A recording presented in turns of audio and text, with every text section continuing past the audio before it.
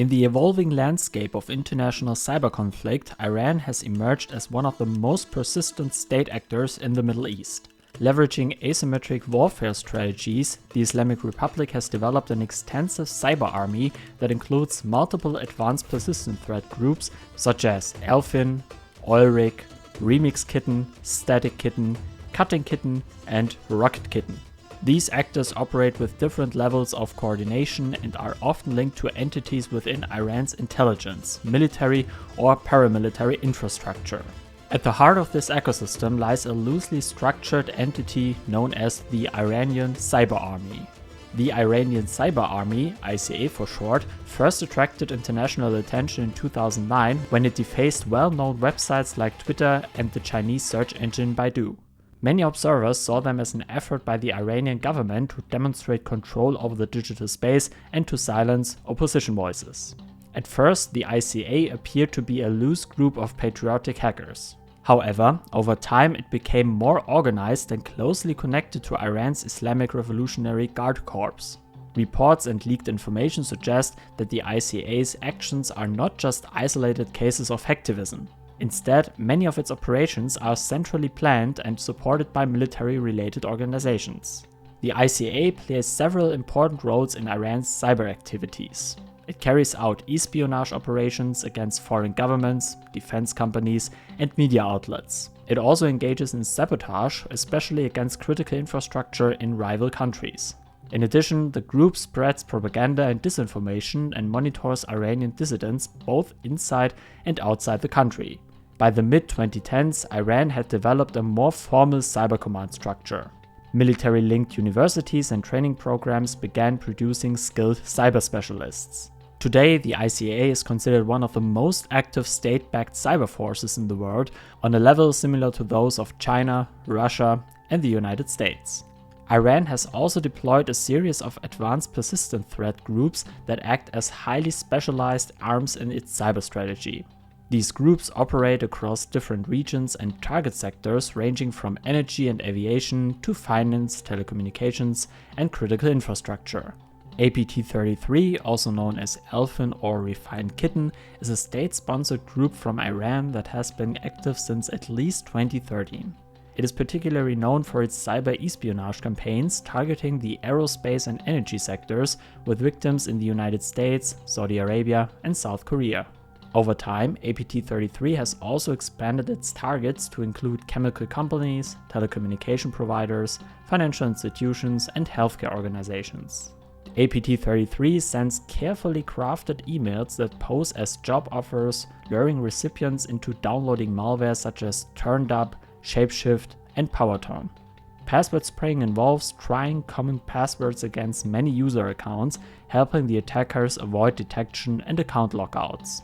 APT-33 has exploited known vulnerabilities such as in WinRAR to gain access to systems. The group is also known for registering fake domains that mimic real companies to increase the credibility of its phishing campaigns. In addition, it has misused cloud infrastructure, particularly Microsoft Azure, by creating malicious tenants and using compromised cloud environments to persist undetected. While direct attribution remains uncertain, many security researchers have noted that APT-33 shares technical indicators and operational patterns with the Shamoon malware family. Shamoon represents one of the most devastating pieces of malware linked to the Iranian interests. It was first discovered in 2012. Unlike most cyber espionage tools, Shamoon was designed to destroy rather than steal data, so it can be categorized as Viper malware. Shamoon consists of three main components. The dropper installs the malware and establishes a persistent service called NTS-SRV. The Viper uses the Aldos raw disk driver to delete files and overwrite the master boot record, effectively making systems inoperable.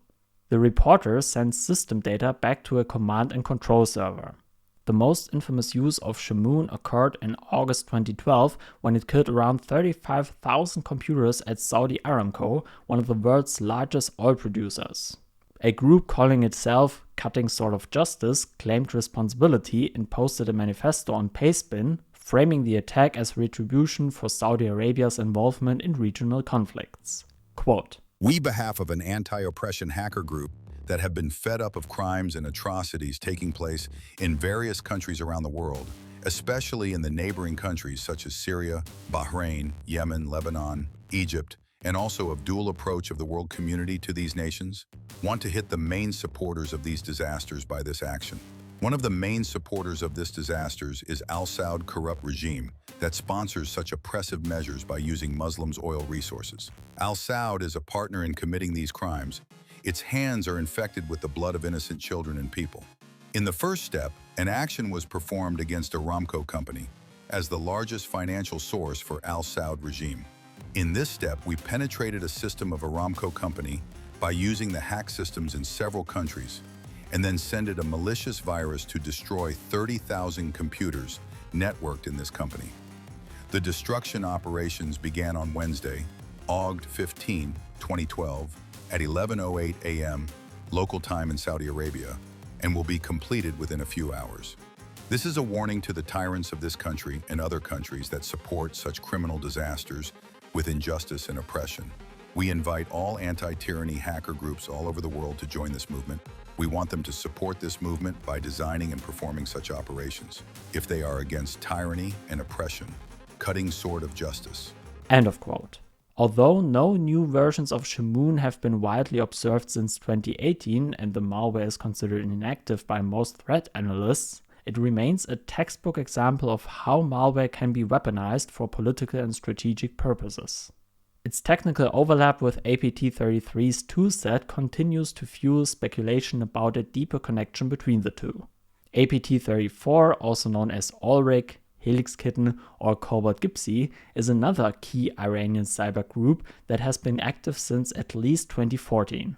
While APT33 focuses heavily on strategic industries and Western targets, APT34's operations are concentrated more within the Middle East, particularly in sectors such as energy, aviation, telecommunications, finance, and hospitality.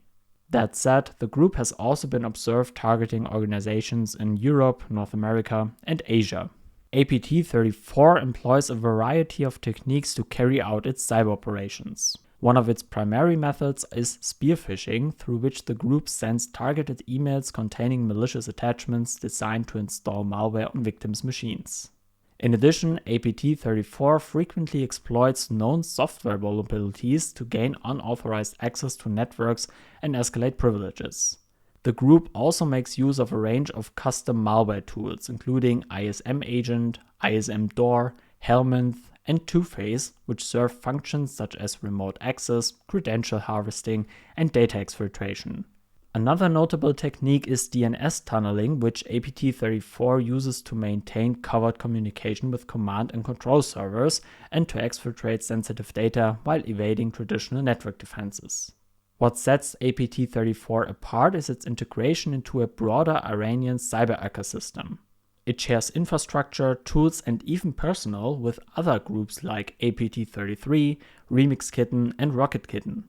This overlap suggests a coordinated cyber strategy at the national level, likely under the direction of the Iranian intelligence or military authorities. Beyond APT33 and APT34, several other Iranian APT groups have played key roles in Tehran's cyber operations. Each group exhibits unique characteristics and operational focuses, yet all appear to be part of a broader, loosely coordinated strategy led by the Iranian state.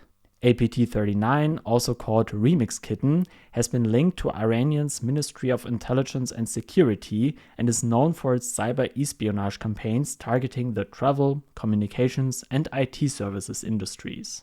The group's main objective appears to be the collection of personal and enterprise communications data, which could be used for surveillance and counterintelligence. APT39 has operated in over a dozen countries and often leverages social engineering, spear phishing, and credential harvesting to gain access to target networks. Its toolset includes backdoors such as Seaweed and tools for lateral movement and data exfiltration. While some of APT39's infrastructure overlaps with that of APT34, its operational focus on identity and location tracking sets it apart within the Iranian threat landscape. Another actor, Static Kitten, also known as Tortoise Shell, has been linked to cyber campaigns against IT service providers and government entities, particularly in the Middle East. What differentiates Static Kitten is its use of watering hole attacks and strategically compromised websites to deliver malware to its targets. The group is believed to operate in close alignment with the Iranian military, and its operations suggest a focus on enabling access to downstream victims through trusted third parties. Static Kitten's tactics mirror those of supply chain attacks, and the group has also used remote access tools like Mimikatz and PowerShell Empire to maintain persistence and extract sensitive data. Cutting Kitten was the alias used by the Cutting Sword of Justice, the group that claimed responsibility for the 2012 Shamoon attack against Saudi Aramco. While it's unclear whether Cutting Kitten is an organized group or a temporary front, the messaging in their public statement reflects Iran's ideological cyber doctrine. Their rhetoric, which included strong denunciations of the Saudi regime and calls for global anti-oppression cyber activism, aligns closely with the ideological messaging used by state-backed groups such as the Iranian Cyber Army. Cutting Kitten thus represents the blurred line between state-sponsored action and ideologically motivated cyber sabotage. Rocket Kitten, active since around 2014, is another Iran-linked threat actor, primarily focused on intelligence collection. The group has targeted academics, diplomats, human rights activists, and political dissidents across Europe and the Middle East. Rocket Kitten is notable for its spear-phishing campaigns that often exploit themes relevant to the Iranian diaspora communities and political opposition figures.